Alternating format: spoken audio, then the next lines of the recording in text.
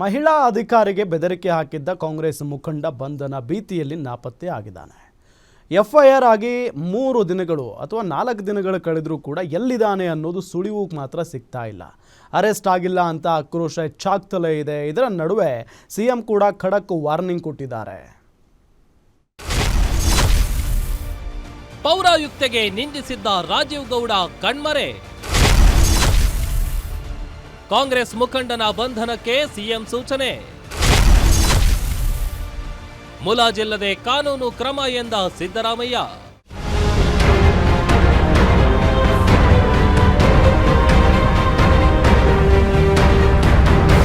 ಚಿಕ್ಕಬಳ್ಳಾಪುರದ ಶಿಡ್ಲಘಟ್ಟದಲ್ಲಿ ಪೌರಾಯುಕ್ತೆ ಅಮೃತ ಗೌಡ ಮೇಲೆ ಕಾಂಗ್ರೆಸ್ ಮುಖಂಡ ರಾಜೀವ್ ಗೌಡ ದರ್ಪ ತೋರಿದ ಪ್ರಕರಣ ಈಗ ಕಾಡ್ಗಿಚ್ಚಿನಂತೆ ಹಬ್ಬಿದೆ. ಎಫ್ಐಆರ್ ದಾಖಲಾಗಿ 3 ದಿನ ಕಳೆದರೂ ಪೊಲೀಸರು ಇನ್ನೂ ಆರೋಪಿಯನ್ನ ಬಂಧಿಸಿಲ್ಲ. ರಾಜೀವ್ ಗೌಡನ 2 ಮೊಬೈಲ್ಗಳು ಸ್ವಿಚ್ಡ್ ಆಫ್ ಆಗಿವೆ. ಪೊಲೀಸರು 3 ತಂಡಗಳಾಗಿ ಬೆಂಕಿ ರಾಜೀವ್ಗಾಗಿ ಹುಡುಕಾಟ ನಡೆಸುತ್ತಿದ್ದಾರೆ.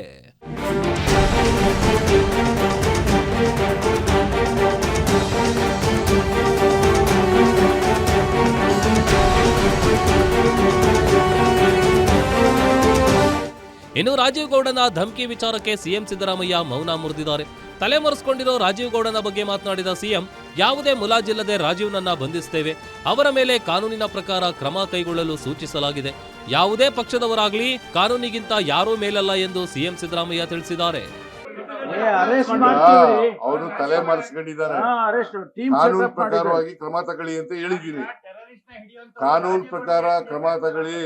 ಯಾರು ಕಾನೂನಿಗಿಂತ ಮೇಲೂ ಇಲ್ಲ, ಕೆಳಗಡೆನೂ ಇಲ್ಲ.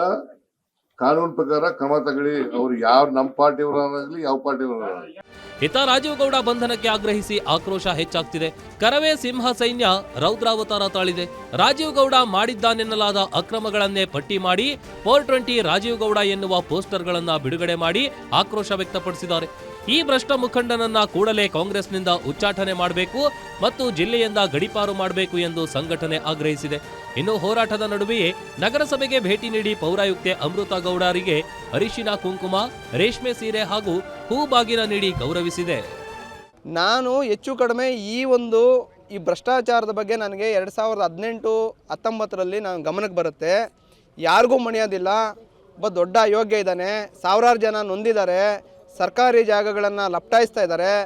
ಅವರ ಸ್ನೇಹಿತರಿಗಳಿಗೂ ಮತ್ತು ಪಾರ್ಟ್ನರ್ಗಳಿಗೂ ಮತ್ತು ಸೈಟ್ ತಗೊಂಡಂಥವ್ರಿಗೂ ಸರ್ಕಾರಿ ಜಾಗವನ್ನು ನುಂಗುವಂಥದ್ದು, ಮಾತಾಡಿದ್ರೆ ಗುಂಡಿಕ್ಕೆ ಸಾಯಿಸ್ತೀನಿ, ರೌಡಿ ಪಟಾಲಮಗಳನ್ನ ಬಿಟ್ಟು ಹೊಡೆಸೋವಂಥದ್ದು, ಇವು ಸುಮಾರು ಉದಾಹರಣೆಗಳು ನನಗೆ ದಾಖಲೆಗಳು ಸಮೇತ ತಗೊಂಬಂದಾಗ ನಾನು ಯೋಚನೆ ಮಾಡ್ತೀನಿ, ಅವತ್ತು ಕರ್ನಾಟಕ ರಕ್ಷಣಾ ವೇದಿಕೆ ಸಿಂಹ ಸೈನ್ಯ ಹೋರಾಟ ನ್ಯಾಯಪರವಾಗಿರಬೇಕು, ನಾನೊಬ್ಬ ಕನ್ನಡಿಗನಾಗಿ ನಾನು ಇದನ್ನು ಖಂಡಿಸಬೇಕು ಅಂತೇಳಿ ಜನರ ಅಳಿಲನ್ನು ನಾನು ಮನಸ್ಸಿಗೆ ತಗೊಂಡು ಆವತ್ತು ಹೋರಾಟಕ್ಕೆ ಮುಂದಾಗ್ತೇನೆ. ಇನ್ನು ಅಜ್ಞಾತ ಸ್ಥಳದಲ್ಲಿ ಇದ್ದುಕೊಂಡೇ ರಾಜೀವ್ ಗೌಡ ಕಾನೂನು ಸಮರ ಎದುರಿಸಲು ಮುಂದಾಗಿದ್ದಾನೆ. ಚಿಂತಾಮಣಿಯ 2ನೇ ಹೆಚ್ಚುವರಿ ಸೆಷನ್ಸ್ ನ್ಯಾಯಾಲಯದಲ್ಲಿ ನಿರೀಕ್ಷಣಾ ಜಾಮೀನು ಅರ್ಜಿ ಸಲ್ಲಿಸಿದ್ದ. ಆದರೆ ಇಲ್ಲೂ ಆತನಿಗೆ ಸದ್ಯಕ್ಕೆ ರಿಲೀಫ್ ಸಿಕ್ಕಿಲ್ಲ. ಸರ್ಕಾರಿ ಅಭಿಯೋಜಕರು ಆಕ್ಷೇಪಣೆ ಸಲ್ಲಿಸಲು ಕಾಲಾವಕಾಶ ಕೇಳಿದ ಹಿನ್ನೆಲೆಯಲ್ಲಿ ನ್ಯಾಯಾಲಯ ಅರ್ಜಿ ವಿಚಾರಣೆಯನ್ನ ಜನವರಿ 22ಕ್ಕೆ ಮುಂದೂಡಿದೆ.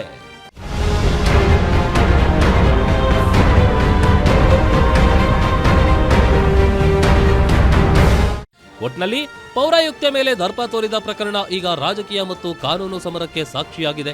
ಪ್ರಭಾವಿ ಸಚಿವರೊಬ್ಬರು ರಾಜೀವ್ ಗೌಡನನ್ನು ರಕ್ಷಿಸುತ್ತಿದ್ದಾರಾ ಎನ್ನುವ ಸಂಶಯಕ್ಕೆ ಇತಿಶ್ರೀ ಹಾಡಬೇಕಿದ್ರೆ ಪೊಲೀಸರು ಆರೋಪಿಯನ್ನ ಕೂಡಲೇ ಪತ್ತೆ ಹಚ್ಚಬೇಕಿದೆ. ಸೋಮವಾರದ ವಿಚಾರಣೆಗೂ ಮುನ್ನವೇ ಖಾಕಿ ಪಡೆ ಆತನನ್ನ ಅರೆಸ್ಟ್ ಮಾಡುತ್ತಾ ಅನ್ನೋದನ್ನ ಕಾದು ನೋಡಬೇಕಿದೆ. Rajappa, guarantee news, Chikkaballapur.